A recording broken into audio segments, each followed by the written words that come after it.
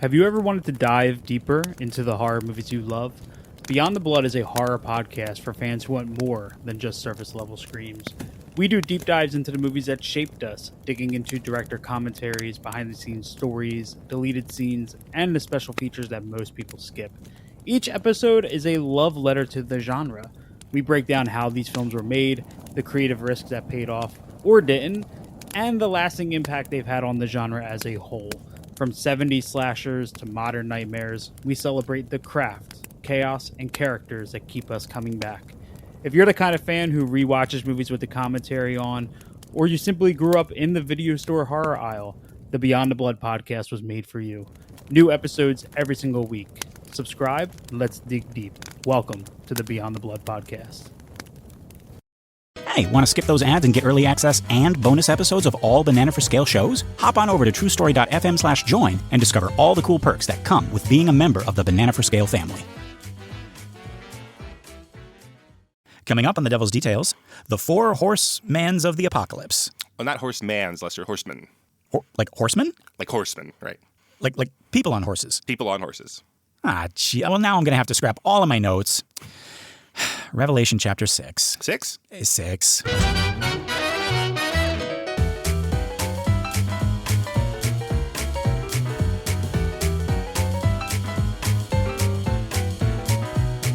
Good morning, Star, and welcome to another episode of The Devil's Details, a show where we dig up, decipher, dissect, and deconstruct the many forms of the devil. One of my names is Lester Ryan Clark. And I sometimes go by Keenan Diaz. And we're just 2 lost souls hitchhiking down the highway to hell. And folks, if you've been with us so far, we've been going along through the book of Revelation at a steady trot. But I think we've finally accelerated into a gallop. That is one of my horse jokes in this episode. I don't know. I don't actually even know if we'll have any more. But that's 2 so far, and there are 4 horsemen. So you know. But no, I'm really, really excited because we finally reached a chapter in Revelation that I think other people might be more familiar with. Before we were, talking to the churches and saying, Thyatira do this and Smyrna do that, and right. and Philadelphia don't do that, and and all of that stuff. But yeah, Keenan, how about you? Like, how familiar are you with this chapter? Well, yeah, like some people say, like Bart Ehrman says, like people misread Revelation because they just skip to the fun parts, right? So they skip 1, 2, 3, 4, 5, and then get to this part. So this is the one that I had read before, right? Yeah, with the seals and the horsemen and all of that. Yeah, right. The seals, as in like seals on a letter, not more animals. Yeah. Oh, I'm gonna have to scrap all my notes. Well, there we go. See how hard it is to interpret religion, folks. Yeah, but. No, I was excited to do this because this was, for the longest time, my understanding where death or the Grim Reaper shows up in the Bible. I think somebody told me that. I was just like, oh, he's in the Bible. It's in Revelation. He's one of the horsemen. I was like, death is a horse? No. But no, and then you look at the passage and you envision the Grim Reaper. I don't know how you can not, but actually it's very easy to not because when you read it, it doesn't actually talk about him in that way at all. Right. And this is the first chapter that we're going to have where some people in like legitimate sects of Christianity think that one of the horsemen is the Antichrist. So yes. So we're going to have like devil somewhere for some people. Not all people believe that at all. And then we'll talk about it. We might also have an ancient Greek god, right? Possibly. Yeah. Okay, great. So we might have a bunch of things that are devilish here. Yeah. So excited about that. But yeah, so let's jump into it, folks. Let's see, for all of our interpretations, for all of the pop culture stuff that came after it, let's actually read the chapter. So here we go. Yeah. This is Revelation chapter 6. 6?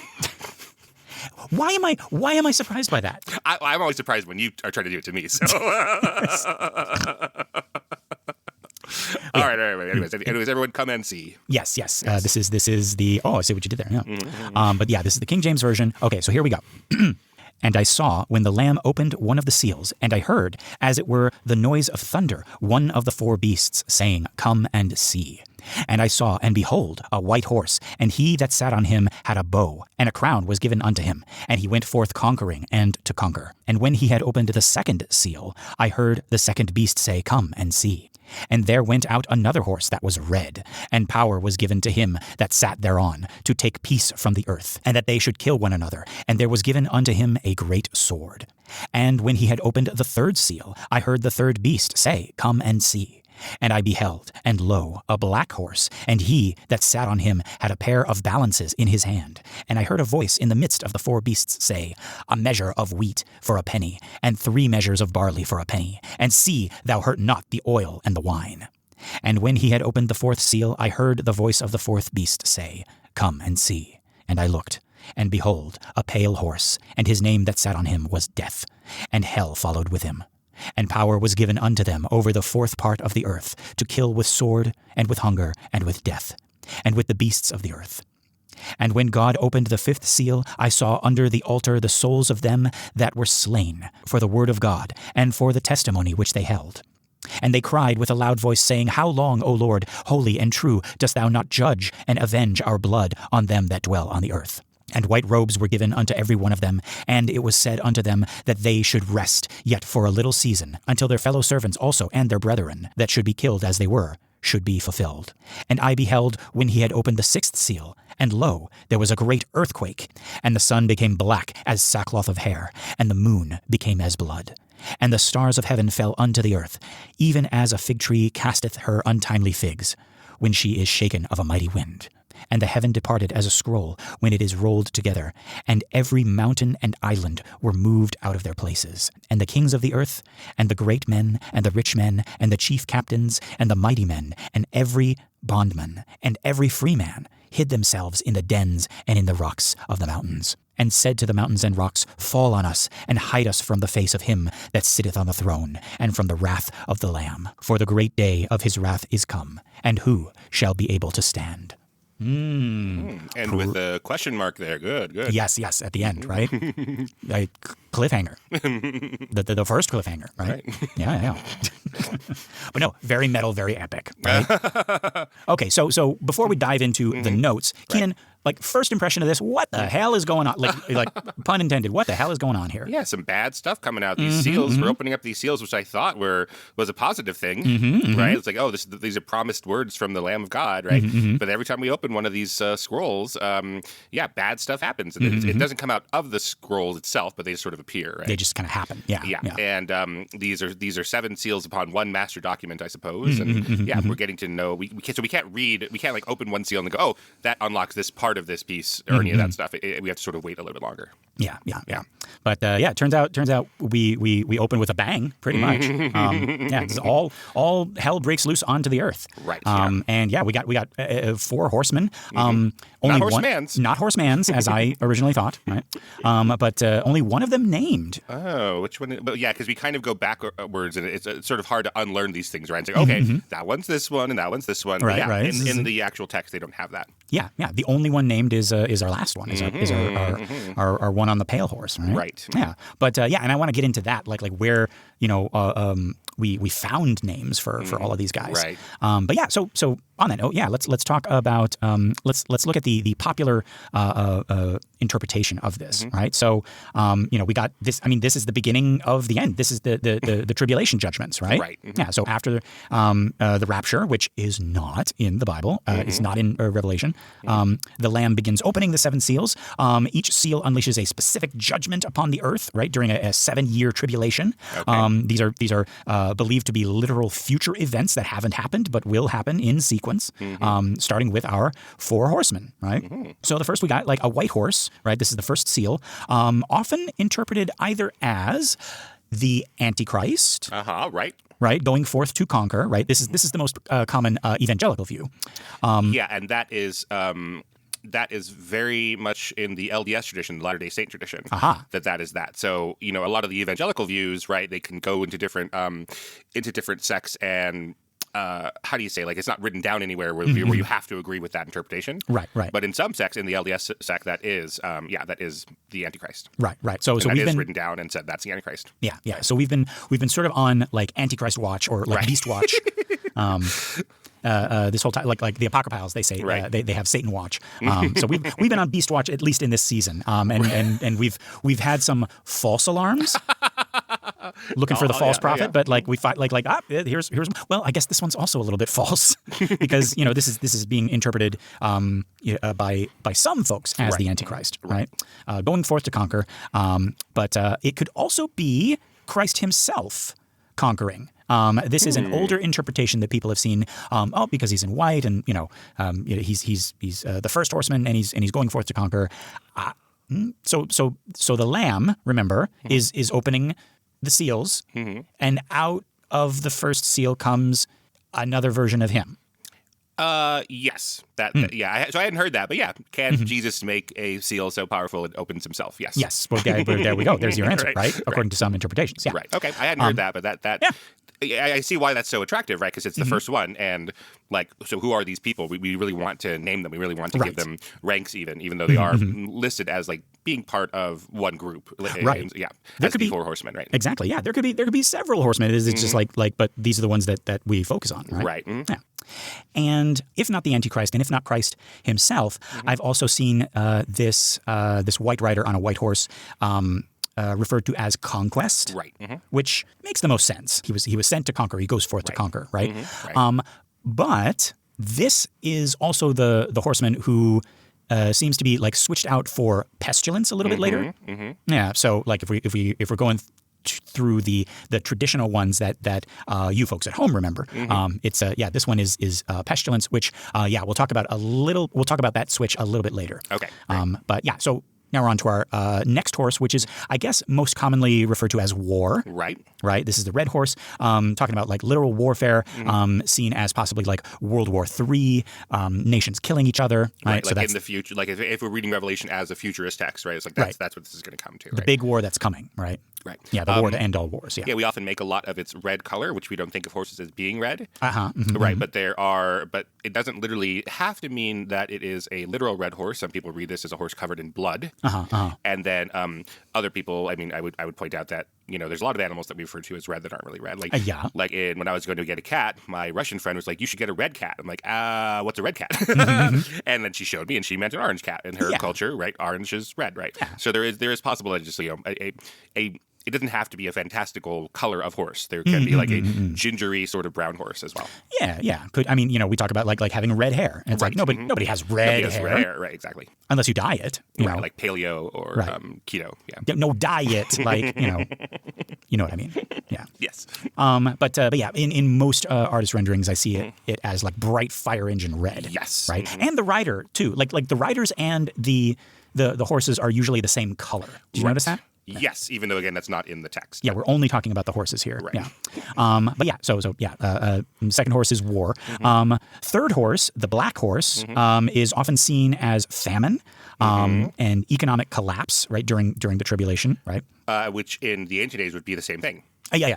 Right, yeah. So yeah, in a barter economy, right, like that is the exact same thing. Precisely, yeah. Because nowadays, I mean, we could obviously people can go through like starvation and hunger today, but oftentimes like when in the 2008 like financial crisis, like that was a big deal, but like and that was a big deal for like our family, but we didn't go hungry. Right. But back then that would be if you didn't have the money, you would starve to death. Right. Yeah. So famine and economic collapse would mean like the same thing. Yeah. Right. Yeah. Okay. So far we got right now conquest, war, famine, right. And who's our fourth guy? Well, he is the only one named, right? And in such a really cool, like, epic way. It's like not proper colloquial English as we know it today, but it's like, and the man that sat on him was death, right? I love that. So this is literal death, with hell, or I guess the original translation mentions Hades, following with him. I like hell though, right? Hell followed with him. But that means such different things, right? So like if you're reading the King James, as I try to read because it's the one that gives us the most literary references in English, right? But so hell followed with him. That sounds like behind him are demons and fire and that kind of thing. Like this is like Maleficent and all the powers of hell. Right, exactly. But if Hades comes with it, then that is quite different. That sounds to me like another person. Like they have like a lieutenant who is the god of death. Oh, okay. Well, you've stumbled upon another interpretation, because I was thinking Hades as in the place Hades, right? But like as in hell, but not hell. Like as in just the land of the dead. Right. So we would have like another kind of Return of the King situation where it's like Aragorn and I know Lord of the Kings. Sure. Aggregon and all the ghost, the ghost armies. That's what I was like. That was the other interpretation that I was thinking. It's like it's like Death, the Grim Reaper, leading an army of ghosts essentially. Right. Right, and not devils, but either way, like pretty freaking metal, right? Yeah, so it probably is Hades. It probably is hell. Hades, the place, because the original Greek would have been more suggestive of the place rather than the person, from what I understand. Yeah. So yeah, and this horse is. They say pale, but we're going to find a little bit later that the word pale comes to like it has in the original Greek has kind of like this greenish tint to it, this sickly color, right? Right. So you're thinking pale horse, but we already had a white horse. Yeah, it's like pallid. So pale, like pallid, which is sickly looking. Yeah. I've also seen that it might that potentially there could be real green horses, that have, say, no, not necessarily like really ruined, but like that they might have some plant matter on them that they are, when they're rushing through the grass or something like that they might be colored green from chlorophyll. Well, there we go. So we're making some leaps, much like those horses. But yeah, okay. Well, there we go. And I always in the imagery, I always saw like 3 healthy, robust horses, and then the one that Death is on is not only a different color, but like looks sickly and almost dead. Right. Maybe green because it's sick. Yes. Yeah. Or like rotting or whatever. Ashen. Yeah. But yeah. So, but it doesn't stop there, folks, because we got so he's going to kill a quarter of the Earth's population through war, famine, disease, and wild animals. That always, actually, you know what? That didn't bother me as much as I would imagine it would as a kid. It's like, well, isn't death kind of like implied in all of the others too? Right. Like, but he's like him being the last kind of makes sense. It's like, okay, well, we brought like because conquest begets death, and war begets death, and famine begets death. So of course, death is going to be the final one. He's going to be like the final, like the result of all of them. Yeah, that is how I read it as a child, and that's the opposite of like, okay, the first one is the key figure, right? For me, I would read as a child as like, yeah, this is the key figure, the last one, right? Like he's the culmination of the first 3. Yeah, or the point is to do these first 3 so that he can swoop in and have everybody. Yeah. But maybe that's not necessarily, like. The first one being conquest and the second one being war, that also bothered me. So I understand why people would try to change conquest into something. But that's a modern version of it. Like in the old days, you didn't have to conquer through just war. You didn't have to have war just for conquest. You could have war for a bunch of things. You would steal slaves and steal women through war without actually going and conquering that land. Yeah. So yeah, and we're going to get to that. We're going to get to like if some of these horsemen seem a little bit redundant, it's because we're looking at them through 2025 lens. Right. Yeah. But yeah, we're gonna kind of get more into the weeds about that. But we're not done with the seals. The Lamb is still opening those seals. Why, Lamb? Slow down. Hold your horsemen.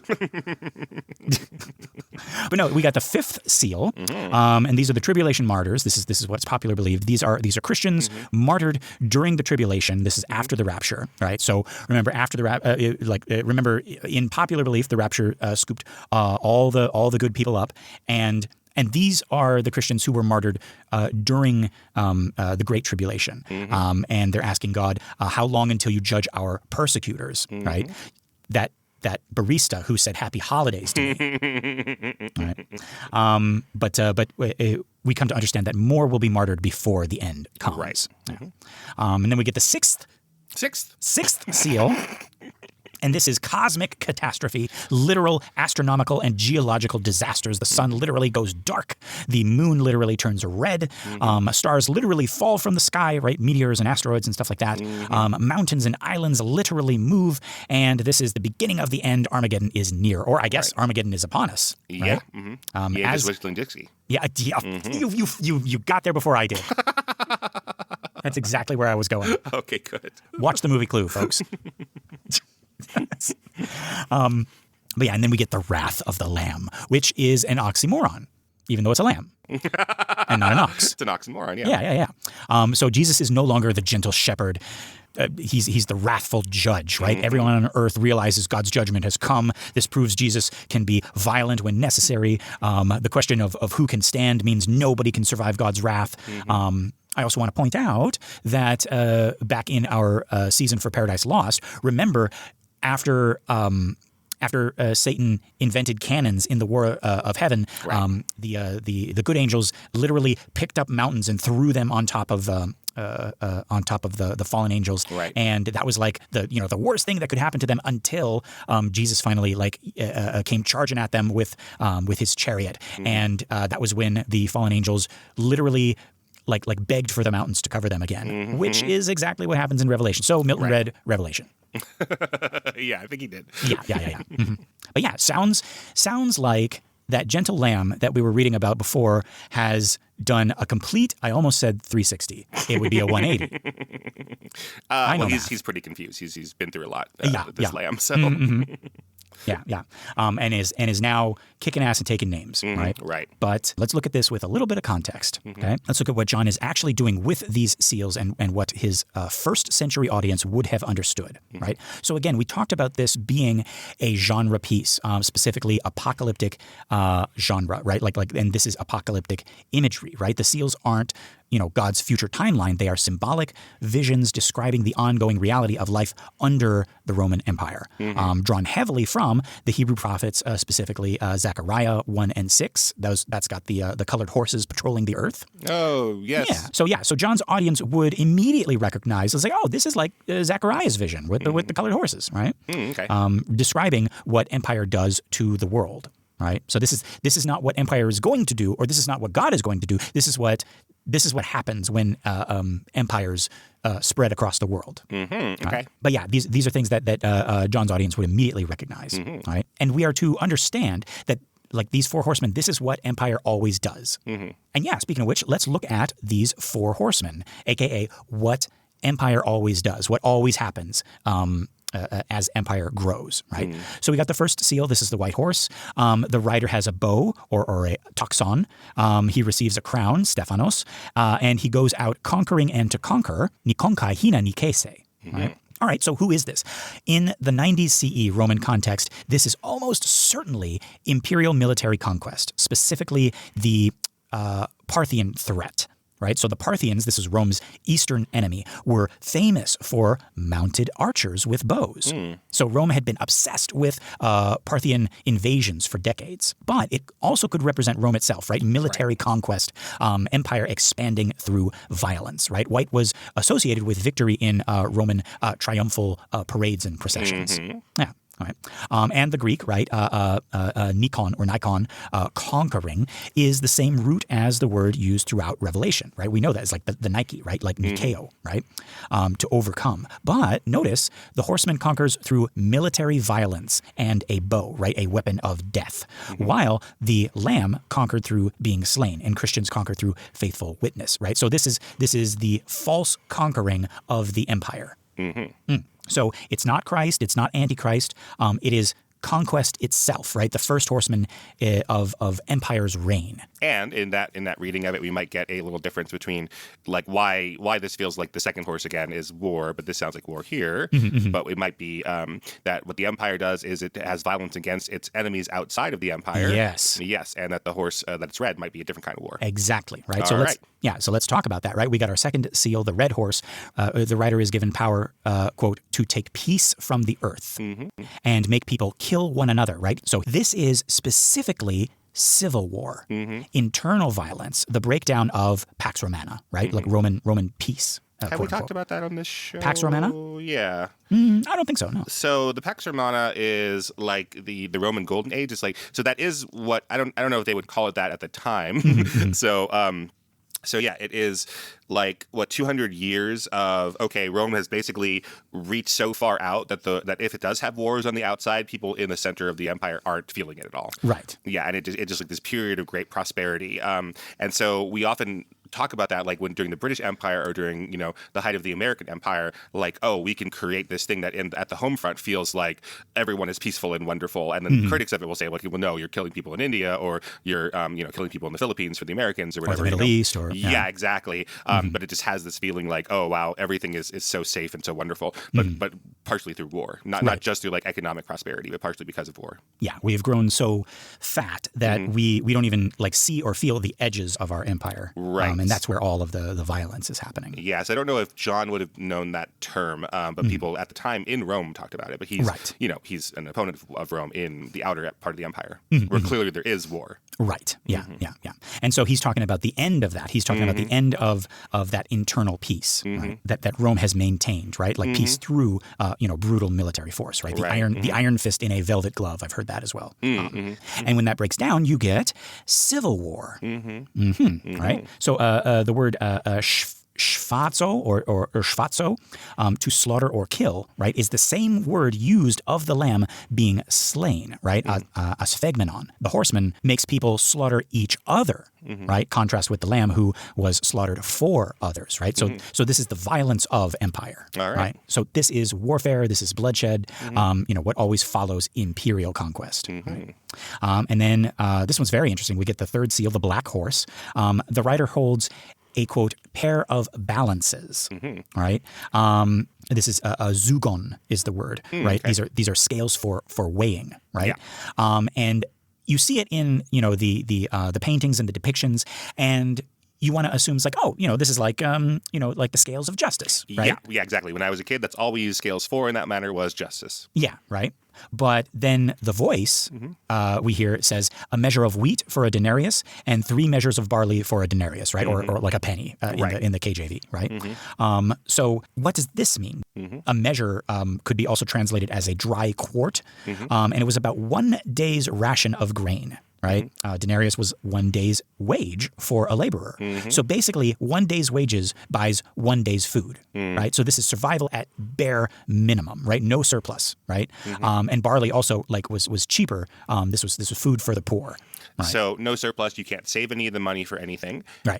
And so you're living hand to mouth. This is paycheck to paycheck. Yeah. Right. And if you got your wheat and you spilled some of it, you would be starving. Yeah. You'd be gone. Right. I think somebody said this to me a couple years ago, and it gave me chills, and I don't like thinking about it. But somebody said, you are 2 paychecks away. Yeah. You are 2 missed paychecks away from being homeless. Right. Absolutely. And I was just, oh God, because it happens. We might have missed a paycheck, or we've missed a month of work or something like that. But and that devastates you. You're like, oh my God, I got to move things around. I got to borrow money. I got to sell this, or I got to, I have to go without or whatever. Imagine 2 in a row, and your comfortable life is just done. Right. All you need is 2 months, and then boom, you're gone. Right. Yep. And it's been brought up, especially lately, where we have regular folks living paycheck to paycheck. Celebrating and defending these billionaires who could lose 2 years and they never have to work again. And they don't it feels like nothing to them, right? Absolutely. And it has been said time and time again that most of us are closer to that homeless guy on the street than we are to that billionaire. Absolutely. We are again 2 months away, just 2 months away from being that guy. Versus I don't think it's possible for us to get to where the other side is. No. Yeah. So John Steinbeck said that socialism never took root in America because the poor see themselves not as an exploited proletariat, but as temporarily embarrassed millionaires. Yes. That is a great quote. It's like we are, and that's kind of the the American dream is that we can pull ourselves up by our own bootstraps, and we'll get there someday, and we'll be rubbing shoulders with Mr. Musk and Mr. Trump, and it'll happen one day. It's just you just got to believe in the American dream. Right. And then for that reason, we kind of forgive these people, these I'm going to say it, these parasites for making more money off of us. Right. And us being like, that's fine because one day I'm going to be at your table. No, we're not. We're not. We're not even going to have a table. Yeah. We are closer to those unfortunate folks who have been trampled underfoot by expensive shoes. But like having something like a full-time job at Walmart, but when there are hours cuts, which happen in retail, right? And then you might have to go to the food bank or use SNAP benefits or what have you, right? And you don't get mad at the Waltons, who have billions of dollars. Right. I think you are, like Simek says, more likely to be like, man, I am sorry, like that I'm not able to, even though I'm working for the Waltons, like make this money, like, but one day I'll be equal to the Waltons. I don't know if you can hear it in my voice, folks, but like it is November 16th of 2025, and our we are going through it over here in the United States, talking about like people's SNAP benefits going away, people's like safety nets basically going away, people's healthcare, stuff like that, and a large collection of people are angry at other people who would be benefiting from those things rather than the rich people who are taking those things away. Right. And somebody, I'm not going to say who, but somebody very close to me, very dear to me, I asked them, I was like, aren't you worried about, healthcare or, or these benefits being taken away? And they said, I don't care what happens to my healthcare as long as immigrants don't get it. What? What? Yeah, like walk all over me, take my stuff. Just don't give it to those people. Right. What? Yeah, insert whatever people. Yeah, we're mad right now. Brown people, black, women, foreigners, immigrants. Yeah. And it just boggles my mind. But I guess this is an age-old problem. Yeah. We just worship the haves, even though we are the have-nots. Right. But yeah, so this black horse really kind of like struck a chord with me. Okay. Yeah, you want to get back to the end of the world here? Yeah. Let's talk about some more pleasant stuff. But yeah, another thing. Okay, so. But anyways, that's what the scales are for. Yes, that's what is measure measuring wages, measure the coins to see if they're accurate, measure food out. Yes, and measuring food. Yeah, yeah. So it's not justice. It's more like everyday like you would be familiar with this thing. Right. Yeah. Okay, but also we're not done with this horse because we also hear that voice say, "Hurt not the oil and the wine." Right. This is economic exploitation during famine, right? But it's selective, right? These are luxury goods, oil and wine. These are consumed by the wealthy who are not affected by this, right? So it's like, okay, make food more expensive, make barley, make wheat more expensive, but don't touch, the creature comforts that, us rich folks like, the oil and the wine. I'm not sure what oil would have been made of. Oh, wait, no, I know, olives. Oh, well, there you go, yeah. Duh, okay. Right, so rather than giving, which happened at the time, right, and it still happens today, like giving people olives and grapes to eat, no, we have to take those off of the market and use them to make luxury goods of oil and wine. Right, yeah. So it's like you can't live off of those. Right. Right. Yeah, but it's like we have them. Like we could go we could go without a little wine or a little oil so that, our people can live. No, we need that oil. We need that wine for us. The rich people, yeah. But yeah, that's why you hear the voice saying like, "Hurt not the oil and the wine." Like, don't mess with the prices of those things. Right. Right. But yeah, so this is the poor starve while the rich still have their luxuries, right? So this is the economics of empire, right? Wealth concentrated at the top, and the masses are barely surviving. Right? And yeah, again, famines were common in the Roman Empire due to war, drought, economic inequality, right? So this isn't a future prediction. It's what is already happening under Roman rule, right? Right. So again, right? So this is famine and economic oppression, right? This is what follows war, right?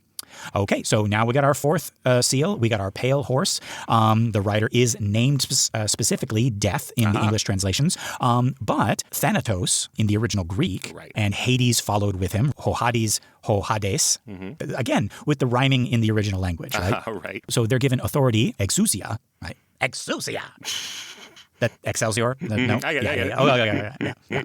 Over, quote, a fourth of the earth, right? Okay. So epi tetar ton tesges, right? To kill, right? So, okay, let's talk about these four things that it kills with, right? Sword, hunger, death, and beasts of the earth, right? So in Ezekiel chapter 14, verse 21, God has four severe judgments, right? It's sword, famine, wild beasts, and pestilence, right? So John here is using prophetic language to describe the culmination of Empire's devastation. So he's making a callback to those things from Ezekiel, right? So this is death. He's on the pale horse, and he's going to kill with the same things that were used in Ezekiel, God's four severe judgments, right? Sword, famine, wild beasts, and pestilence. And I think we also already mentioned, right, the word translated as pale is chloros. Is it like chloroform? Yeah, chloroform. Yeah, all that stuff. Right? It's greenish. It's the color of decay. It's kind of corpse-like. It's every Disney villain's favorite color. That's right.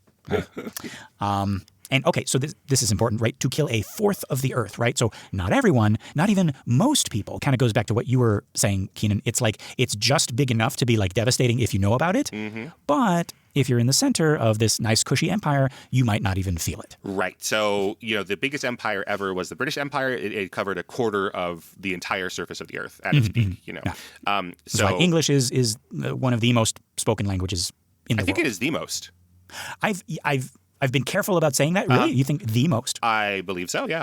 Okay. Well, I'll start looking at it. But anyways, but the point is, like, in Rome, where they didn't know the whole scope of the planet, I mean, it could seem even more. It could seem like like the whole world, as we said a couple weeks ago, right? It seems like Rome is the whole world. Yes. Yeah. We are the world. We are the children? Question mark?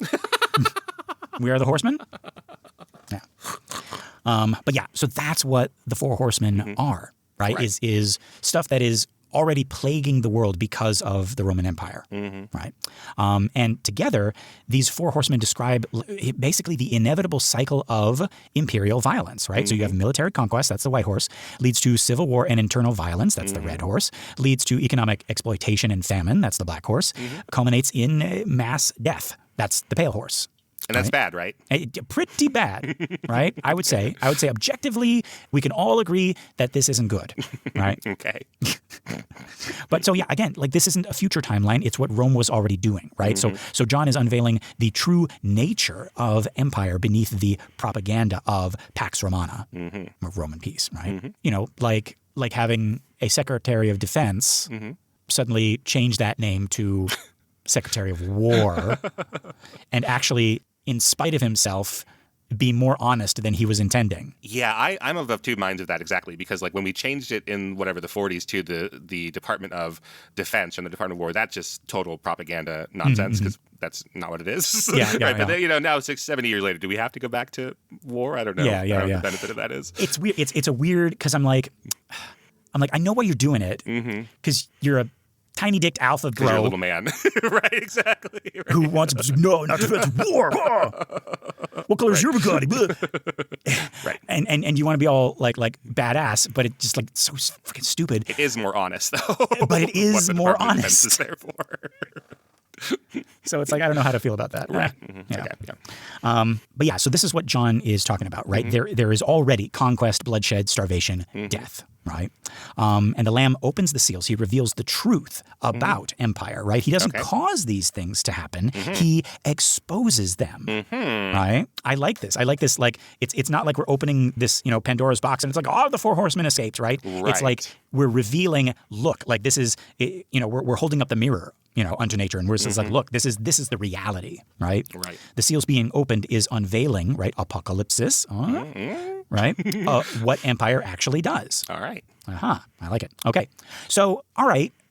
But that's kind of depressing. I want to read about four epic, I don't know, angelic or devilish beings riding on awesome colored horses and carrying scythes and bows and swords and stuff like that. Put them on your T-shirts. Yeah, put them on a Metallica album, Yeah. Or that's what I want. Our buddies, you, me, Kyle, and Ian. We can go around and we're the four horsemen. Oh, yeah, okay. Oh, well, all right. Well, you brought it into being, so which ones are we? We can't be, pestilence, war, famine, and death, because those are already taken. What are we? We have to be new things? Yeah. Okay, pedanticism. That was the first thing. That was the first concept that came into my mind. And then you said it faster. I don't know. I think we had to ask. I think we could decide. I don't think it's fair to assign things to Kyle and Ian without them being here. But I'm gonna say Punnery. That's you? I think that would be me. Okay. Is puns. Yeah. Mm-hmm. Okay, I could be pedanticism. I am a pedant, but okay. Yeah, there we go. That's fine with me. Punnery, pedanticism. Okay, well, we'll have to ask them. And we'll have to ask Kyle and Keenan. Right, what they are, yeah. But yeah, that's what you want the Four Horsemen to be. And you want them to be, kind of badass visions of like this insight into the real evils of the world, right? And see them as bringing on the end, right? Right. They are the personifications of all of those things, like poured into the mold of like an evil A-team. Right, exactly. It's like four cowboys riding in, and it's like I am in control of all of the pestilence that has happened, before and that is to come. I'm, the leader of that, and I'm the leader of war, and I'm the leader of famine, and I'm the literal fucking Grim Reaper. Yeah, to think about like how we normally depict these things, right? Like I don't know if you saw like Albert Durer's like woodblocks of it, but like that's really from way back, hundreds of years ago. But we tend to depict them as even though the text says that they come out somewhere as these seals are being broken, we tend to depict them as coming from the same area and then lining up as a team. Yes, like a movie shot. Like this is Tombstone, and they're all riding. Wait a minute. Tombstone, they talk about the Four Horsemen. They do. It's the first thing. It's Absolutely. When the cowboys, the bad guys, they shoot that guy. It's like he's talking he's talking nonsense. He's talking about a sick horse, and then what's his name? Bill Paxton, Johnny Ringo is like no, he's quoting the Bible. It's Revelation. It's like, that's right. Behold, a pale horse, and the man decided on his death. Right. And then extreme close up, and hell followed with him. And you're like, whoa. And then the best payoff, the best fucking payoff. Love this movie. Is the hell's his name? Not Paxton. The other one. Wyatt Earp. Pullman? Oh no, Kurt Russell. In our freaking bonus movie with James Hong. Yeah, Kurt Russell. Yeah, Kurt Russell as Wyatt Earp. His brother is killed, and he's like, you tell him that it's like I see somebody wearing a red sash. I killed a man wearing it, and then the guy runs away. You tell him I'm coming, and hell's coming with me. Oh, I finally get it because he's death. Wow. I actually figured that out right before we recorded. But yeah, that's like oh my god. Now I gotta go watch that movie again. And there's four of them, right? Because there's Doc Holliday, Wyatt Earp. And two others.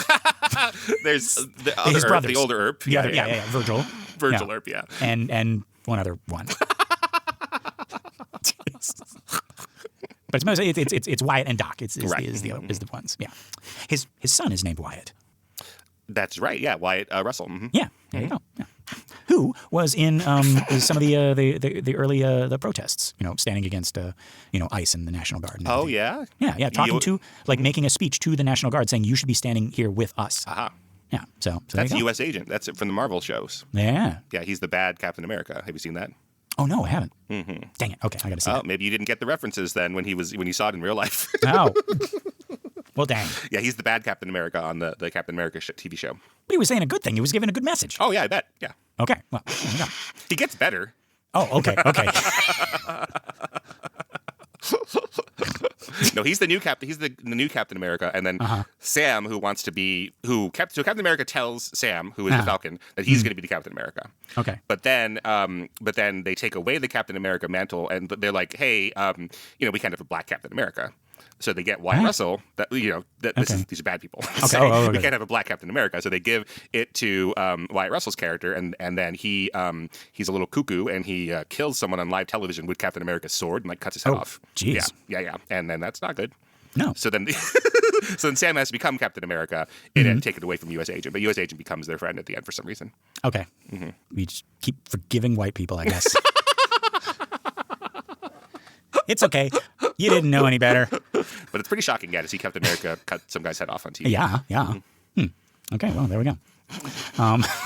Jeez. But yeah, okay, so we got conquest, war, famine, death, right? But, Keenan, I don't know about you.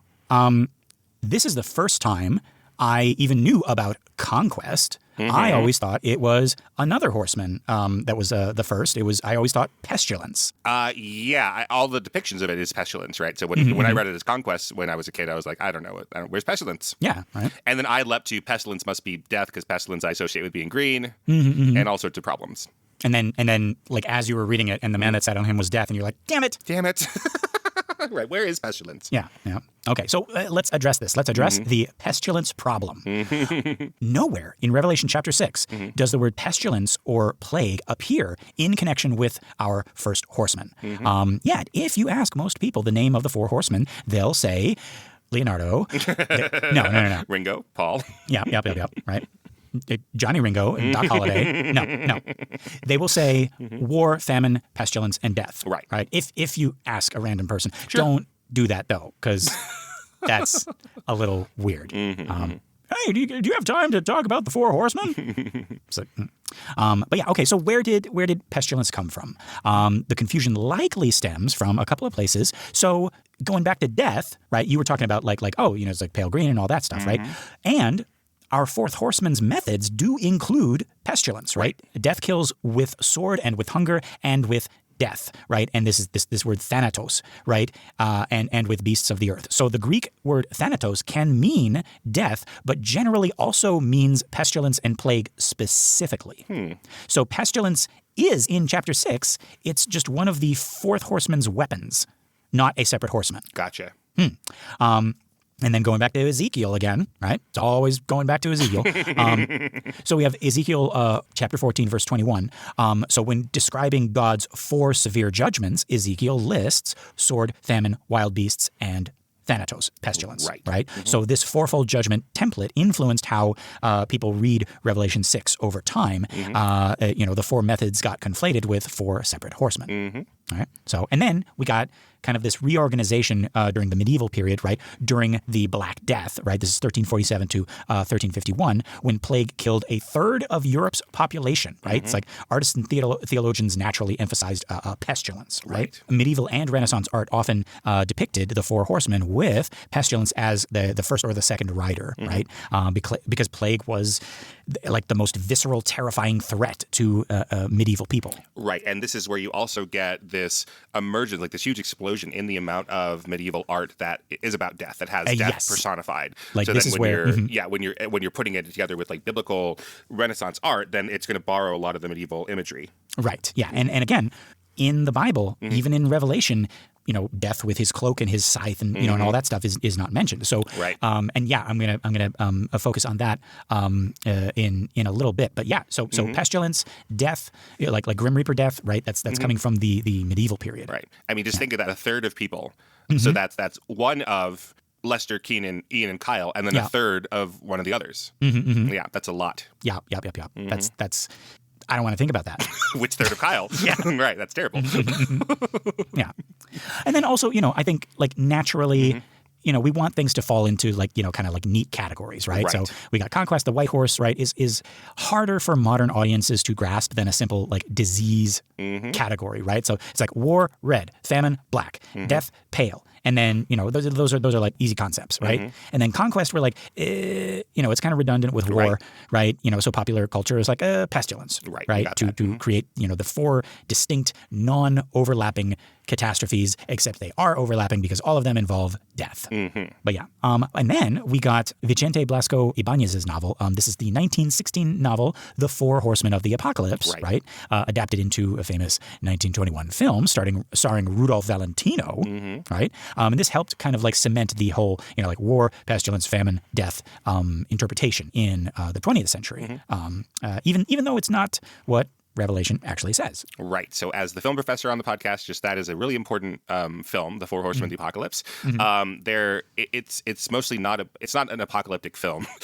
So when you watch it, you're like, yeah, let's do this badass stuff. But there's imagery of the Four Horsemen in it. Yeah. In the movie. But then it's most famous because it made Valentino this huge star, or, helped cement that. And then he's an Argentinian and they do the tango. And that is the reason the tango is a world dance. Like it became a world dance rather than an Argentinian specific dance. Yeah. Because they were like, whoa, look what this guy's doing. Because Rudolph Valentino. Wow. Yeah. Well, there you go. All right. Yeah. So most modern people think the first horseman is pestilence. When the text, actually describes conquest or warfare. The white horse rider has been essentially erased from popular memory and replaced with like a disease that belongs to the fourth horseman's arsenal. Right. Yeah. So yeah, but okay, I want to talk a little bit about these four guys in popular culture, right? So they have become one of Western culture's most like enduring archetypes, right? Appearing constantly across media, right? So you got like Terry Pratchett, Neil Gaiman's Good Omens, features war, famine, pollution, replacing Pestilence, who quote, retired in 1936 when penicillin was discovered, and death, right? You got Piers Anthony's On a Pale Horse series. It personifies death as a character. And then, just countless apocalyptic novels referencing, these four guys. Right. Yeah. Or gals. Right. You got, right, because in the Good Omens, right, one of them was a woman, I believe. Yes. Yeah, so they're the four horse persons in the TV show. Yes. Right. Then you got, some comics and graphic novels, right? We got Marvel's X-Men villain, Apocalypse, has four servants called his Horsemen. Right. It's constantly like changing roster of people. Right. So when we were kids, did you watch the X-Men TV show when you were a kid? I didn't. That was like really? one. Yeah. What? No. I know.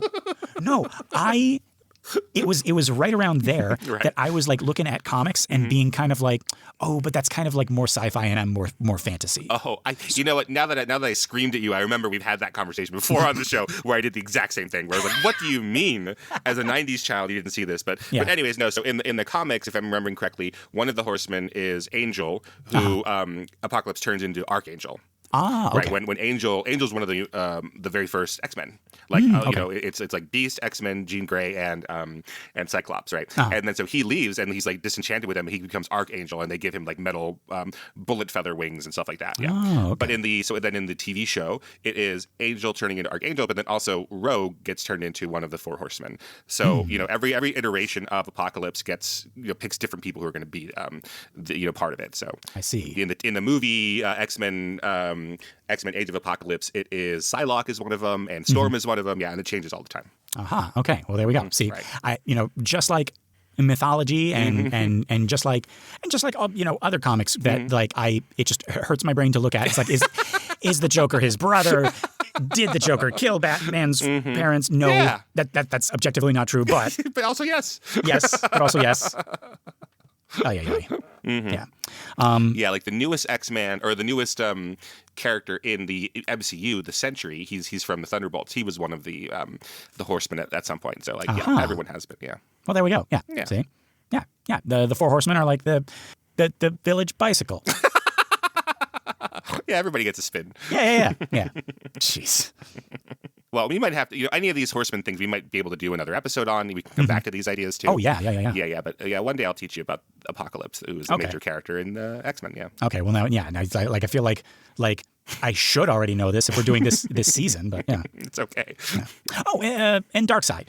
DC, right? Has his own kind of like version. The four, yeah. Yeah. Right. And then you got like Supernatural, the TV series. Oh, we got to cover that. Yep. Supernatural, right? Featured the Horsemen as like major antagonists in season 5 and 6. Portrayed as actual like primordial entities who can be like bound by rings. Okay, right. Apparently, okay, right. Sleepy Hollow TV series reimagined them as well. Okay. Now You See Me of 2013. Yep. They're a team of magicians called the Four Horsemen? That's right. Mm-hmm. Okay. And then, many others, right? Yeah, many others. Yeah. Right. Video games, we got, the Darksiders franchise, right? Okay. You got War, Death, Fury, and Strife, reimagined as the Nephilim. Okay. Oh, well, yeah, we're just mixing things now.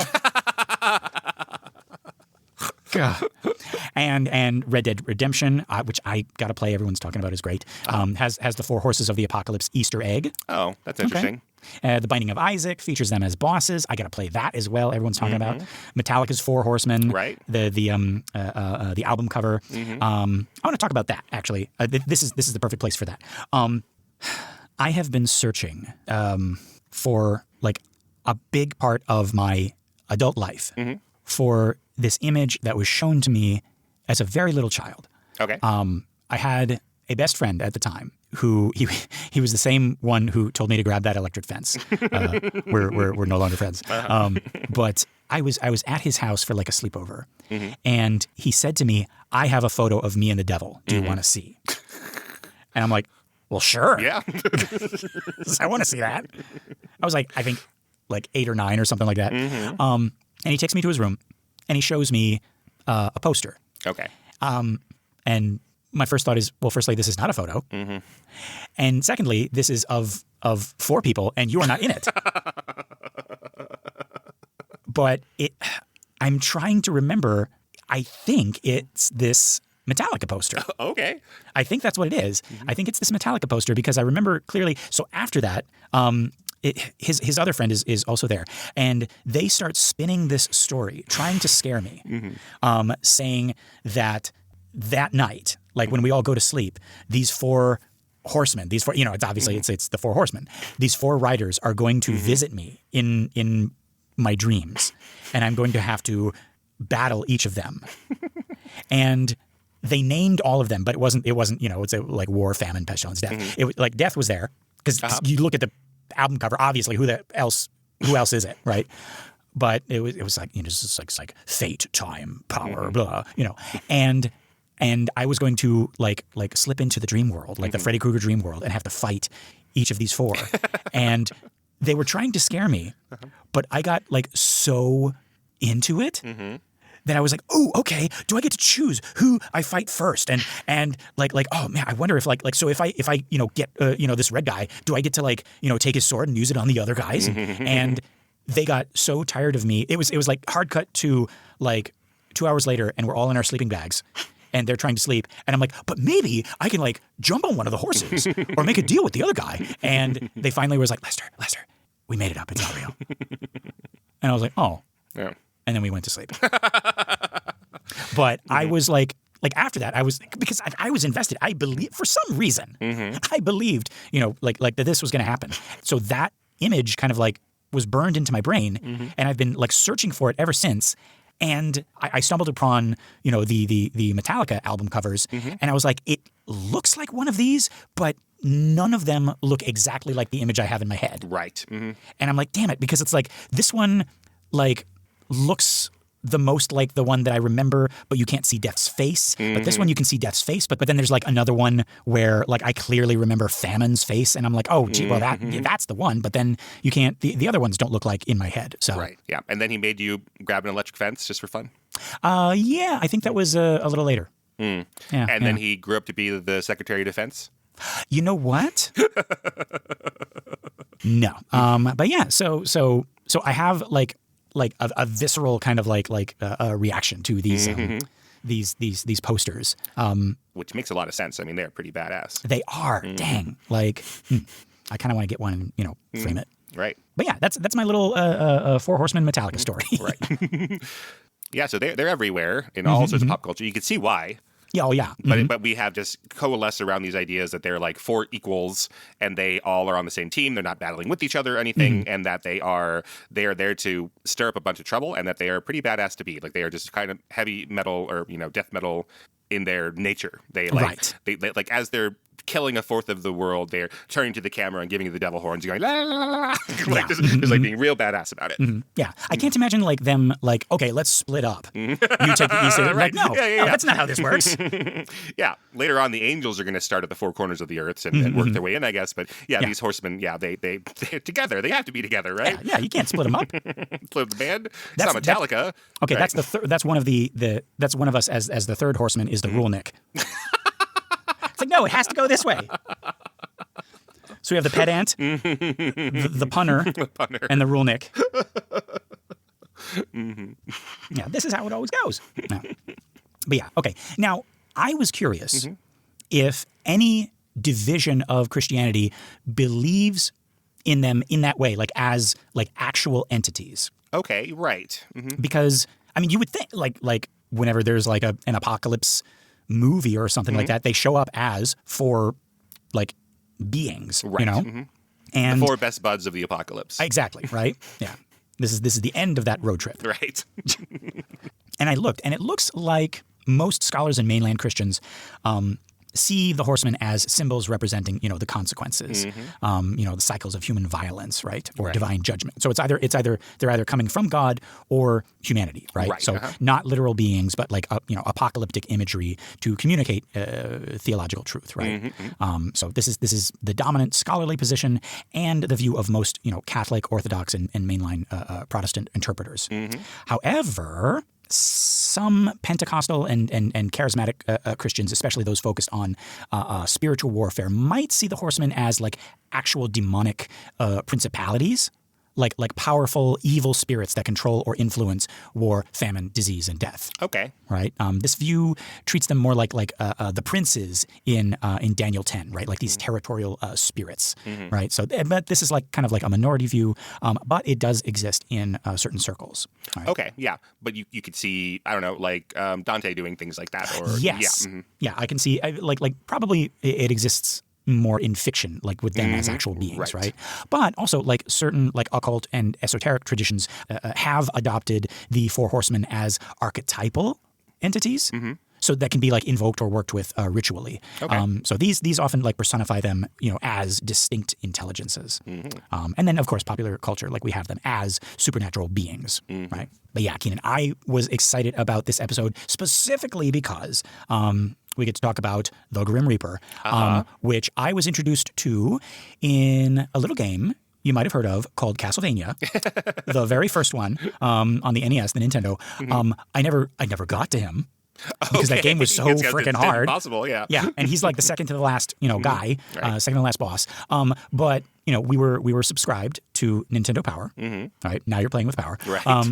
Which is a magazine for if you're too young. Yes. Okay. And a that magazine. You would have to read to look up walkthroughs of dungeons and stuff like that. Yes. Yeah. It had like maps and stuff like that. And we got an edition. It was called Game Atlas, which was basically just like all the maps of all the, the current games. And I was, flipping through them. And I see in the first Castlevania, in a level I hadn't even gotten to, was this super scary, like skeleton in a weird robe, holding this weird weapon that I didn't even know what it was, and I ran to my parents. I was like, "What is that?" Because I had seen skeletons before. I hadn't seen them wearing clothes, and holding this weird like sword, but it's not a sword. It's all curvy. The hell is this? You say, "Mom, Dad, what is that? Can it come to my birthday party?" Yeah. But no, I mean, I was that kid. I was like anything that scared me, I had to know everything about it. Right. And for some reason, my parents didn't want to tell me who it was. I don't know. Like they were like, "Oh, it's Skeletor." And I was like, "It's definitely not Skeletor. I know Skeletor." Right. But they finally spilled the beans. There was like, "It's the Grim Reaper," and I'm like, "The Grim Reaper? What does that even mean?" And it's like, "Oh, Grim means sad, and Reaper is like somebody who collects." I was like, "The sad collector." All right. And I didn't know anything, and I just kept bugging them, and they're like, he shows up when you die, and I'm like, what? He shows up when you die. And they did their best. They were like, okay, well, God's up in heaven, and the devil's down in hell, and the Grim Reaper is like hanging out in purgatory, and I'm like, what's purgatory? Like they were giving me religious education, right, because of a picture in a video game book. Like that, but like religious education that they had not prepared for, right, and they were just doing on the fly. And from that, I discerned many things about theology that are probably incorrect. Firstly, that the personification of death sounds like so. Yeah. So that's in my headcanon. And you had read this in a video game book. Yes. That they got for you all because you promised them that if you did, they wouldn't have to listen to your questions about video games. Yeah. It was, this is too hard. I'll get you the damn video game book. And here we are, mother and father. Now I have questions about God and the afterlife. But yeah, and ever since then, I was just obsessed with this image, with this character. I would try to find him in other video games. He shows up a lot in video games, apparently. But then like in other like stories, in movies, in cartoons, and fiction and everything like that. He's a hard one to trace because there isn't like a culture or like event. There's like, this is death, and he rules the land of the dead, and he plays chess with you, and he has a robe and a scythe and everything. All of that stuff kind of came piecemeal and just kind of like evolved, much like our Seven Princes of Hell and Baphomet and all that. It just kind of like pop culture created him. Right. So I can't go to like here's the story of, the soldier and death, right? And yes, there is a story called The Soldier and Death. And actually, we should cover that because there's like a cool Jim Henson adaptation, and it's got devils in it. Yeah. But it's like each time, like the personified death is like referenced in a story, he gets a new thing. Like okay, here's his scythe. Here's his now he's riding on a horse. Now he's the angel, so he's got wings and and all that. Now he plays chess, and all this stuff, right? But like so it was like as a little kid without the internet, it was very hard to find anything beyond like the pop culture stuff, right? But I was him for Halloween almost as much as I was the devil, and it was them, and I made little movies in my head where they were like the dynamic duo, and they were causing trouble in the world. It was death and the devil.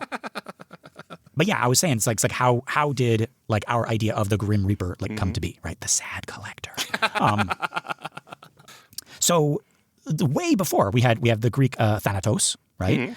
This winged psychopomp, right? Or we never talk about psychopomps, right? Like, I don't know what that is. Yeah. Oh, okay. Well, like in mythology, the psychopomp is the being who guides you from the living world into the next world. Okay. So you have Thoth in Egyptian mythology, or like an angel of death, like sometimes Michael or Gabriel, or any other mythology will have the guy who's like, hey, okay, you died, come with me. Yeah. So like Charon, the ferryman, is one of them. Yeah. Maybe a Valkyrie who, if you die on the battlefield, they come and get you and take you the home. Valkyries, right? Yeah. Okay, so, cool. So yeah, and also Thanatos, right? Usually depicted as a young man with a sword. Later a little bit more sinister, right? Okay. He is not purple, nor does he have the Infinity Stones. Right. Right. He's Thanatos. Yeah, not a butt chin, right? Nope. Nope. It's not even it's like several butts chin. Anyway. Then you have the Roman Morse, right? Similar to Thanatos. Then you have Kronos or Saturn, right? Often conflated with Father Time, carrying a scythe, right? For harvesting of lives. Right. And so these kind of like give us the basic concept, right? Death is a person, often with some kind of blade to like collect or harvest. The scythe makes sense to me because it's like we reap and we sow and into the cycle. The sword thing doesn't make as much sense to me. Like that makes it feel like it's less natural and more like, hey, I'm coming to get you, and it's not like it's not just like your time. Right. So it's like death is killing you rather than collecting you. Right. Yeah, right. And then of course, death on a pale horse, right? His name is Saturn was death, hell followed with him, right? But again, it uses Thanatos, right? As the literal translation, right?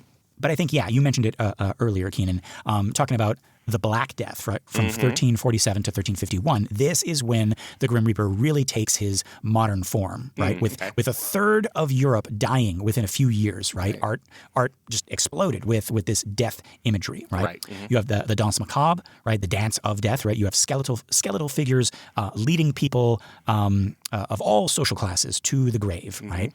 Or sometimes dancing on top of people's graves, right? Right. Sometimes, so it's the Danse Macabre. Sometimes the skeleton or the Grim Reaper is doing the dance. Sometimes they are like puppeting the people who are dying in a dance of their own, right? So it's like death is making you do things beyond your control. Right. Yeah. And he is inevitable, and you gotta dance. You can't help but dance. Gotta dance. Yeah. Right. Yeah. But yeah, and this is where the idea that death is a skeleton kind of comes from. So God, what else? It's weird to think he would be something else before that, right? I mean, like, if you look at like images of Thanatos, right? He's like a young man, right? Right. But yeah, think about that. Like before death was, it literally looked like you will when you die. Right. Like this perfect casting right there is a skeleton. Yeah, and our depictions of it now, like Charon is a skeleton himself, right? Yes. And everything, right? Or we might think like, okay, maybe Thanatos looks like a man, but in his reflection, he's really a skeleton, or like he's hiding the fact that he's really a skeleton. Right. So we've gone back. We've kind of like, what's the word? Not redacted. Yeah, retconned. We've retconned. There we go. Like we, so like Charon, Hades, Thanatos, like all of the other. The angel of death, right? Like all of them are like what we see the Grim Reaper as. Yeah, there's secret spooky skeletons. Right. sending shivers down your spine. Right. But yeah, so we also have like the Triumph of Death artworks, right? Death as a conquering king, right? Influenced by our horsemen, our fourth horseman. Memento Mori, right? Remember, you must die, right? Right. We got skulls, hourglasses, scythes, right? Like all of these symbols, right? Yeah, and that is like we see them as kind of macabre and like spooky, but that was also like this. It became a positive thing in some iterations of it, where it's like, remember, you must die, so gather ye roses while you may, and like live now, yes. Like enjoy, right? Like, right. It's like life is short, right? Yeah, which I don't know, maybe in 1,000 years, people will like, oh man, 21st century people were just like so somber and dour. They would say stuff like YOLO. It's like now we associate that with like that's as you're going through the Pirates of the Caribbean ride, and it's just like the skull and crossbones, and it just says YOLO. Or look, they have tattoos to remind them of death. This tall, spindly skeleton man with a round head who is playing Santa Claus against the full moon, Jack Skellington. This is to show that like you only have a limited number of Christmases. I'm excited to like. Well, no, I guess I'm not going to be around to see it, but like I'm tickled when I think of how they'll misinterpret all of our stuff, much like we probably do with like everything in the past. Right. Yeah. But yeah, so Memento Mori. So it sounds like dour and sinister to us now, but like it could also just be like this too shall pass. Yes. Right. Yeah. Right. And yeah, we talked about the scythe already, but like specifically, it comes from like agriculture, right? Like death as the harvester, right? And that's even from the Bible, Matthew chapter 13, verse 39, right? Harvest at the end of the world. Yeah, right? Plus, grim reaper as one who reaps, lives like grain, right? Yeah. Because if we see someone with a scythe today, we think of death before we think of them as a farmer. I literally cannot think of like I see a scythe. Right. That's all it means now. Right. Because farmers aren't using scythes anymore. Right. A sickle means you're communist, and a scythe means that you are death incarnate. Right. Yeah. Yeah. And neither of those have anything to do with harvesting anymore. Right. Exactly. Right. We put death, behind the wheel of a tractor. There you go. There you go. Death. Working hard in the tractor all week, and then on Friday night going down to the river in his big pickup truck, hanging out with his girl, drinking cold beers. Yep. And that's what he says. Yep. And he's just like this. Well, no. Actually, it was yep. This is way easier. But yeah, that I like. And I always like whenever you have a video game where you can get like a bunch of like cool weapons. Like you get like a sword and a dagger and a whip. And I always tried to get the scythe. And now like thinking about it, that is probably like the worst weapon that you could like. How clunky and clumsy would that be? Like, as opposed to like a good sword. It's like, no, I need you to stand right in the path of this thing. It's not double-edged. No. It's like, oh, I've overcorrected. Hang on, let me come around again. Right. You have to turn your back to them for half of your move, right? Yeah, making 90-degree turns on this thing. Like as I'm walking with my party, like I look the coolest one, but yeah, whenever we go into like the inn for the night or a pub or whatever to get information from these villagers, it's like it's just knocking over cups and saucers, and it's not we're on horses. I look like one of the four horsemen, but I'm just poking the horse in the butt. It not very practical. Yes. Yeah. Yeah, we also have like medieval morality plays. Death appears as a character, right, in plays like Every Man of the 15th century, often depicted in black robes with skeletal features. These are theatrical personifications that were influenced both by classical tradition and Revelation. Then we get the Protestant Reformation and with printing, right? We got like woodcuts and printed Bibles, right? Widely disseminated images of the four horsemen, right? Especially Albrecht Dürer. Yeah, he has those great woodcuts. I was looking at a lot of those. And Death is he has a little bit of meat on him. I'm not saying he's a skeleton, but you can definitely see that he's got skeleton in him. Okay. Right. Do you have a little death in you? Do I have a little skeleton in me? Yeah. Would you like some? That's the only time the four horsemen separate is when they go to the club. Because nobody can stand Death's pickup lines. He hasn't learned in centuries. I'm Googling Albrecht Dürer's Four Horsemen. Let me see what this guy looks like. Oh, God, this is so busy. This is hurting my eyes. Well, you're paying for a woodcut. So much. You want, definitely want to get your money's worth. One, let's see. Oh, yeah. Yeah, I can kind of guess which one Death is. Yeah. Looking like Death, I guess. Yeah. and his horse is like all pale and scrawny and everything. Mm-hmm. Right. Yeah, and then just as a big aside, so the Dürer woodcuttings also as kind of a prologue to Apocalypse, they show you the life of John the Apostle. Ah, okay. So it is taking that that idea that like this is John. Mm-hmm, this John is John. Yeah. So even as early as back then, that's the idea they had. Right. Yeah, this version of Death looks scarier than a skeleton. Right. Yeah, it's like a dead person doesn't know he's dead. Yeah. And seems to be having a good time of it. Yeah. Yeah. But yeah, that's what I was excited about. I was kind of expecting our chapter 6 to reveal. It was like, this is where all the stuff comes from. But actually, no. Like a lot of this comes from older cultures and older religions. But apparently, the scythe, the black hooded robe, the skeleton, like that didn't come from Revelation, right? Because in Revelation, we just saw it, right? Death's tools are sword, famine, pestilence, beasts, right? But those are harder to fight in Castlevania. So it's like I can't get past the Grim Reaper. He keeps throwing lions at me. Lions and starvation. Like, just doesn't work. Right. Yeah. The black hooded robe, right? This comes from, medieval monks' habits and also, plague doctors, right. Would be all dressed in black. And then the skeleton, right? That's Greco-Roman. That's medieval, memento mori, right? So that's not Revelation. So I'm wondering what, the first readers of Revelation would think. Right. Because they describe the look of the horses, but not the horsemans. Right. Exactly. But yeah, medieval plague experience, classical personifications, agricultural metaphors, and theatrical tradition all combine to create the Grim Reaper we know today. Right. And that's why Castlevania. And our modern version of the Grim Reaper doesn't necessarily take his marching orders from a devil or from a god. Or from Dracula. What the hell is up with that? Hey, no, I'm saying it does take orders from Dracula. Dracula's the chief there. That was That's the son of the most dragon. confusing thing to me. Right. When I was little, because just like learning this like theological stuff, I was like, but he's the second to the last boss. Right, therefore. Why isn't he the last boss? Why isn't Dracula working for it? Whatever. Yeah.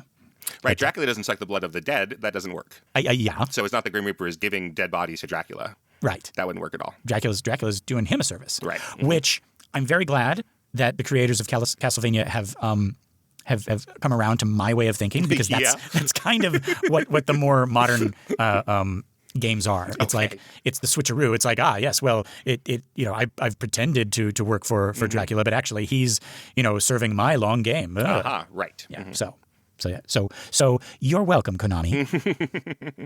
And that's why I am more familiar with Bill and Ted 2. With our buddy William Sadler playing Death.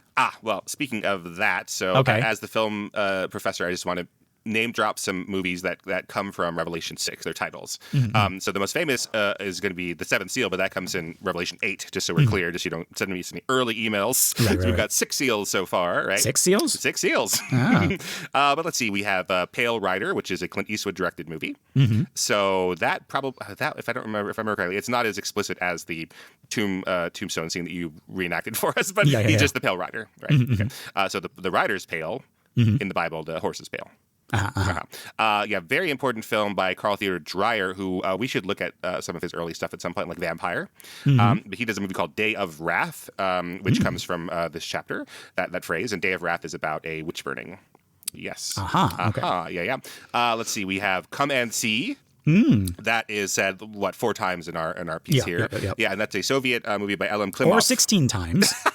Depending on how many heads each of these angels has. Yeah, exactly. It says the living beasts say that, right? But how many times do they say that? So that is a World War II novel and then movie. Come and See. It's a really terrible anti-war movie. It's from the point of view of a boy who's not a soldier, but is just sort of going into this. He's conscripted in there, but he's mostly just going through the battlefield and seeing all this stuff, and it's really awful. That's a major film. And then the last major film that I clocked, I'm sure there's a lot of other ones that I'm not clocking right here now, but is the mockumentary film by Christopher Guest, A Mighty Wind.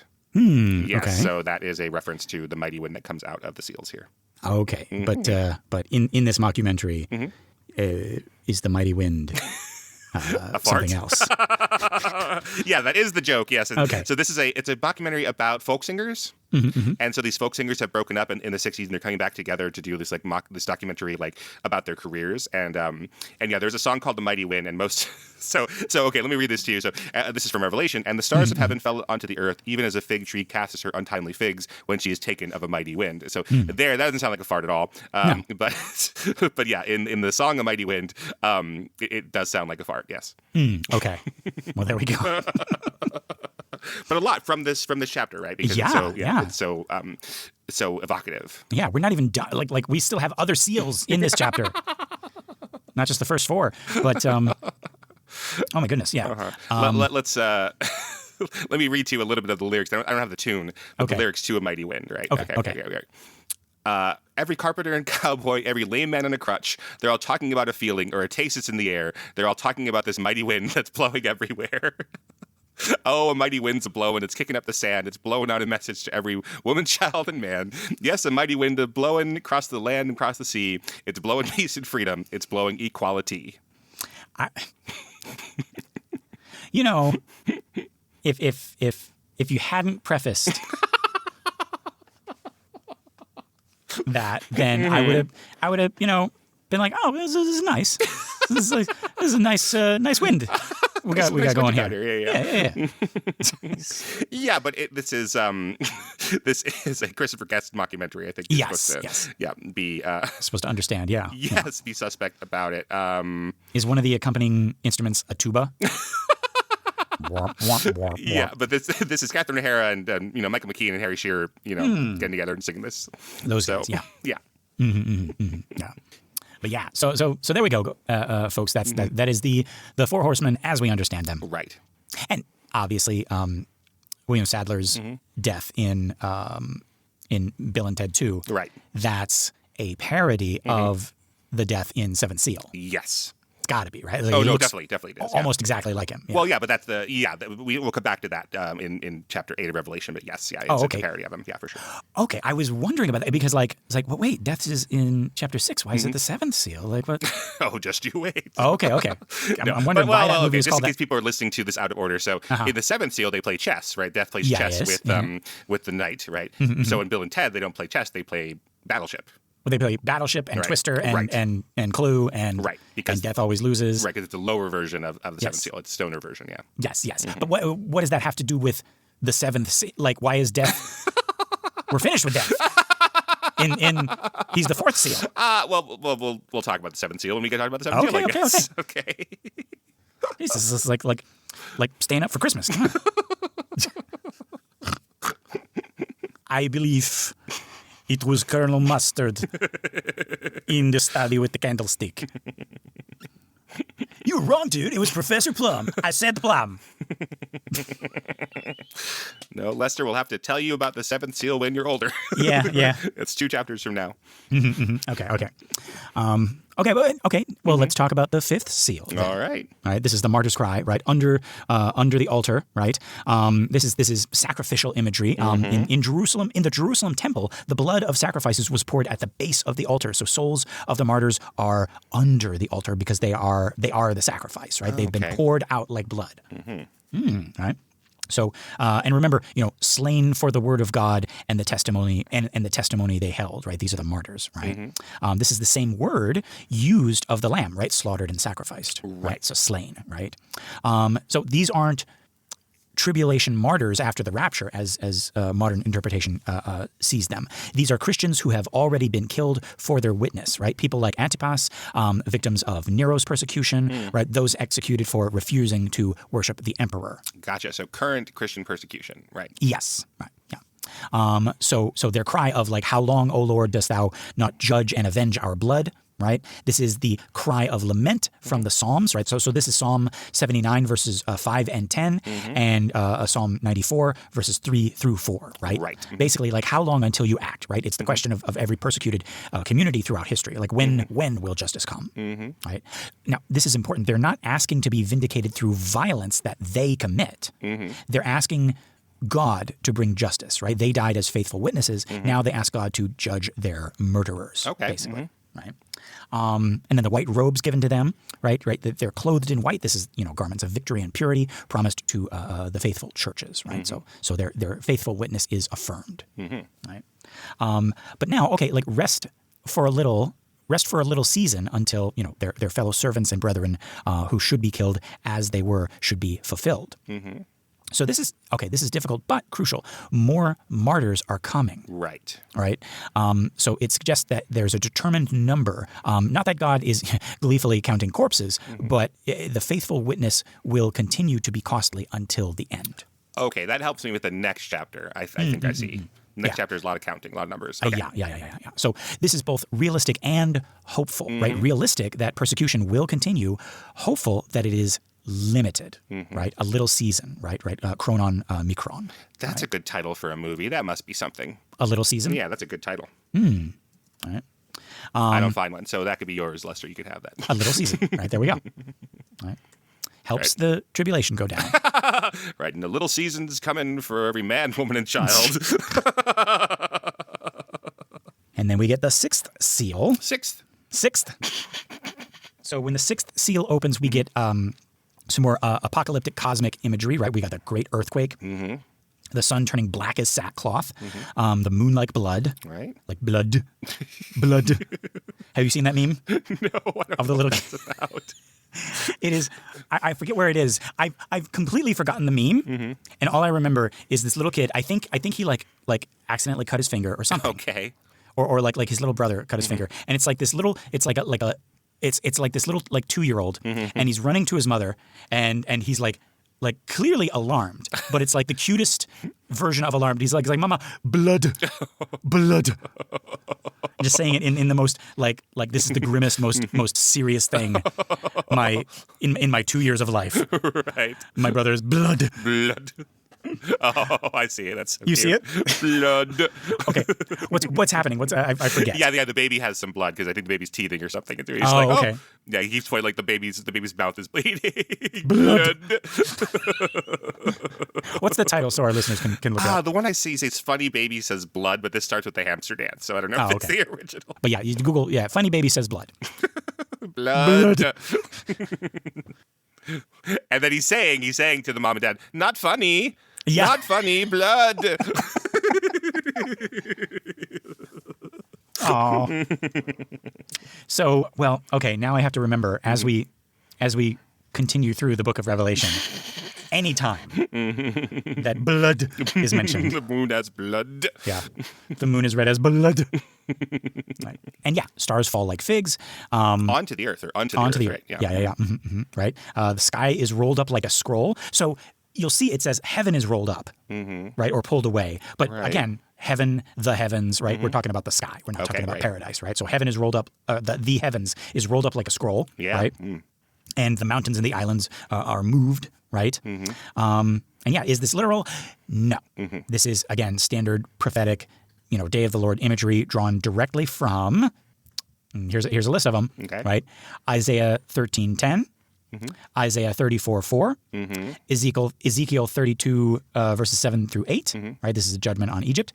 This Joel chapter 2 verses 10, 31, chapter 3 verse 15, right? This is the day of the Lord, and the book of Amos, chapter 8 verse 9, right? This is the judgment on Israel. So all of these things are callbacks from earlier books. Okay, and they're judgments on other countries, not just Israel. Right, judgment on Babylon, on Edom, on Egypt. Yeah.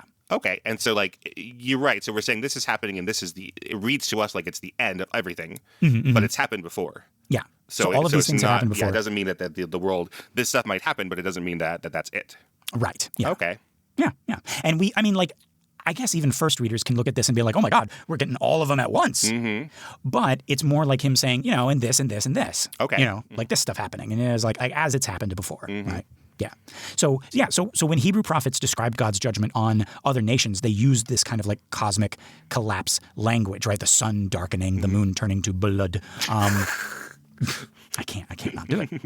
Stars falling, mountains shaking, right? This was metaphorical language for the collapse of political and social order, right? So this is the end of a regime. Okay. Like the Roman, like Nero's regime, like Exactly. Rome. Okay. Yeah. Right. Okay. So no, the sky didn't literally, roll up and the sun turned black when Nero's days were done. But it's like symbolically, this is what's happening. Okay. Right. And what we need to remind ourselves of is that we're still in the part of Revelation where John says, "This is a vision I saw." Yeah. So it's not necessarily like we're reading it both as literal, like you said, the early episodes of the season. Like we don't want to admit that these people had the case of metaphor, but then it's also like I don't mean to belittle this, but like it's also like Dorothy Gale saw these things in a dream. Right. And then coming back and saying like you were there and you were there, right? So this is part of John's vision still. So if it's literal or if it's metaphorical, it still has this one removal from real life.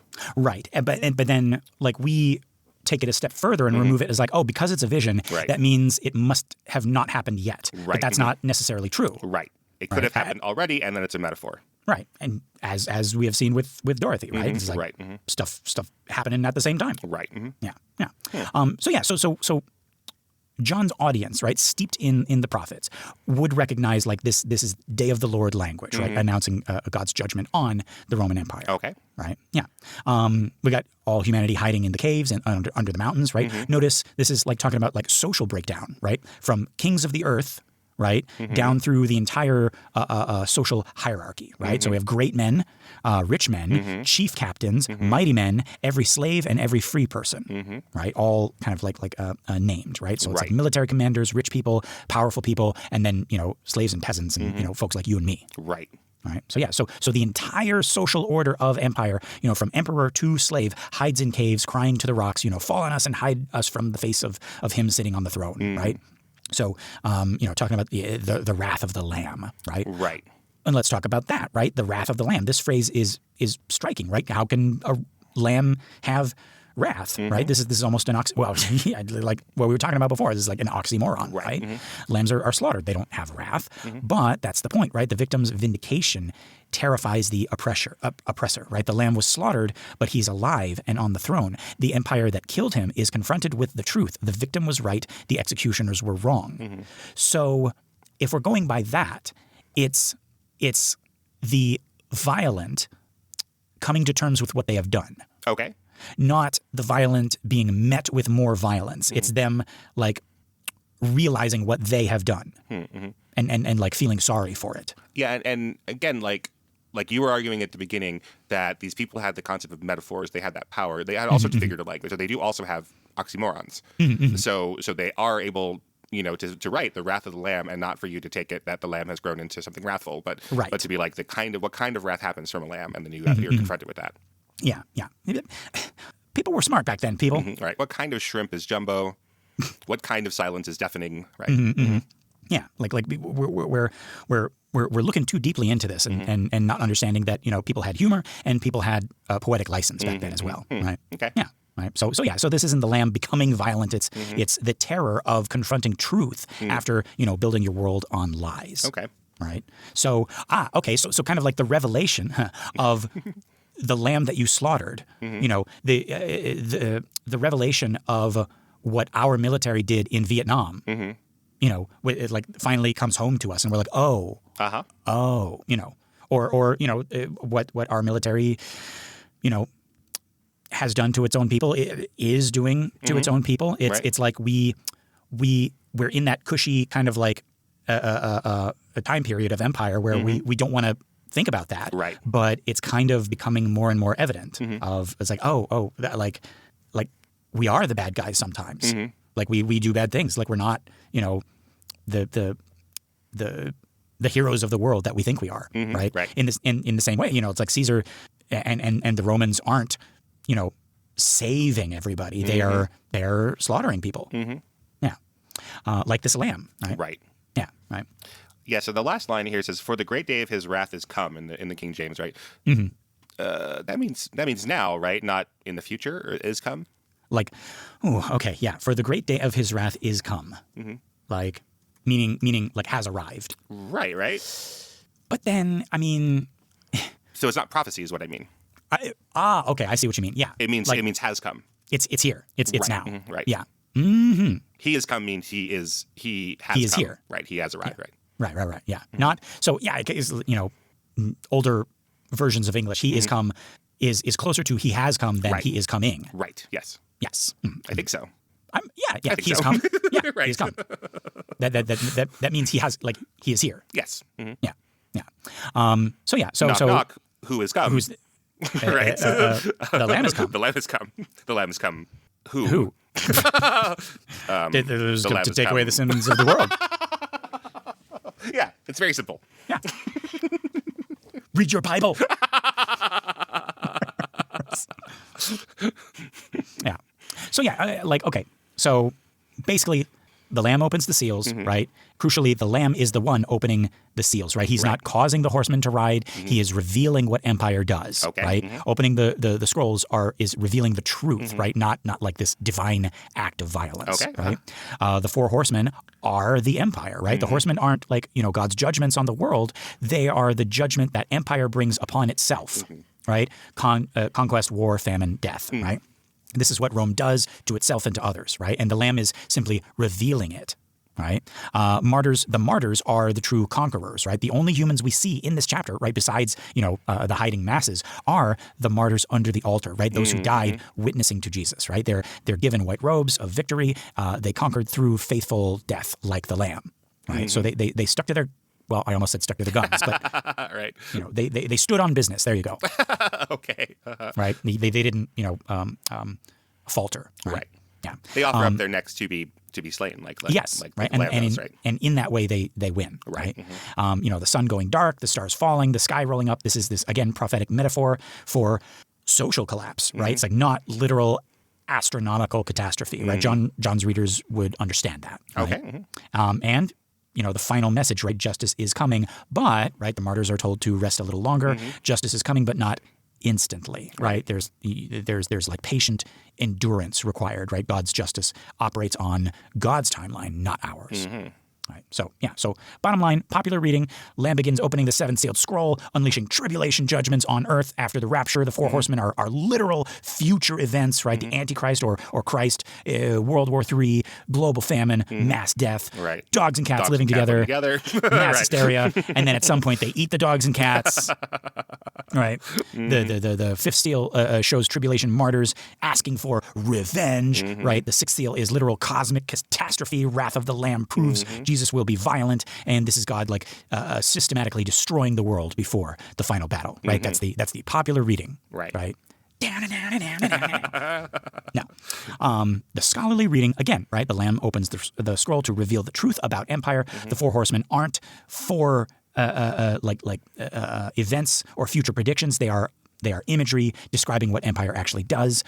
Military conquest leads to civil war, which leads to economic collapse, and famine, which leads to mass death. Right? This is Rome's actual impact on the world in 90s CE. The fifth seal shows Christians who've already been martyred, right, asking how long until justice. The cry of every persecuted community.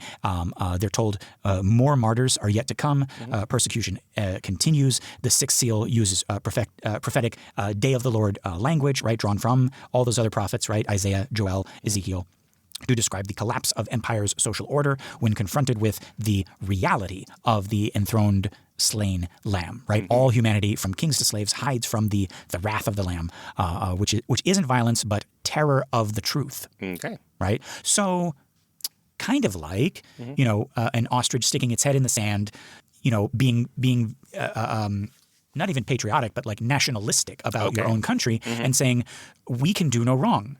And then somebody saying, but what about all of the wrong that is being done, in our name? And then being like, la, la, la, la, la, I don't hear it. We're number one. Right. So so we, or some of us, a lot of us in this country are hiding under mountains. We're like, no, I don't want to know of all the horrible things, the crimes that we commit. Right. We don't commit crimes. We're the best. Right. Yeah. So like the terror of the truth, right? The victims are vindicated. The executioners are wrong. So for first century Christians, yes, empire is terrible, right? The horsemen. Yes, more of you will be killed, right? That's the fifth seal. Right. But empire's days are numbered and justice is coming. That's the sixth seal. So hold on. Right. So yeah. So there we go. All right, well. Phew. So that was a lot of seals in this episode. I feel like I'm at a circus. No. I feel like I'm at SeaWorld. No. Yes, we know. SeaWorld has sea lions. Don't write in, not seals. Yeah.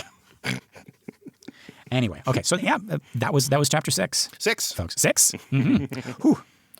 Almost got away from me. Yeah, that's a lot of really good stuff. So much of our devil, hell, death imagery is from here and not from here. That was super cool, Lester. No, I'm excited because we're not done with these seals.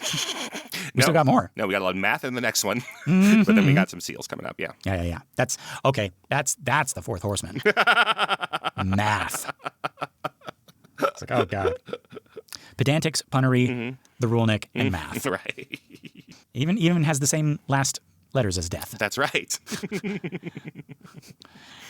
And the one that sat on him was Math. And no, it'll still be hell followed with him. That's right. And I know it's popular to say that none of the math that they tried to teach you in high school you use in your everyday life, but we do. We go, oh God, why didn't they teach me this? Yeah. And that's the fourth horseman. It's like, we did, but you did not pay attention. How do I calculate a ratio if I have only 3 of the 4 parts? All I know is what news Horatio. All right. No Shakespeare puns. Let's get on here. All right. Okay. Folks, this has been another episode of The Devil's Details. I've been Lester Ryan Clark. You can summon me in all the socials as Lester Ryan Clark. And I've been Keenan Diaz, and you can invoke me on Instagram and Letterboxd as Howdy Keenan. Yeah. Find more of our shows and other really cool podcasts at truestory.fm or leave us a message at bananaforscalemail, that's MAIL, @gmail.com. We got our Facebook listener group, Banana for Scale. It's a community for all of our shows, including this one. It's a private group, but just request to join and we'll let you into the Inferno family. If you want more, consider joining us at truestory.fm/join and look for Banana for Scale. That's us. You get bonus episodes of all our shows, access to our Discord, and you get your episodes a week early and ad-free. Pretty cool. Just $5. Wouldst thou like to live deliciously? We're not even asking for your souls. Just give us a 5 pentagram rating on iTunes or Spotify or wherever you listen to our show. That and sharing the show by word of mouth or on social media helps our little podcast grow and find more cool people like you. All right, folks, until next week, love and hisses. Mwah.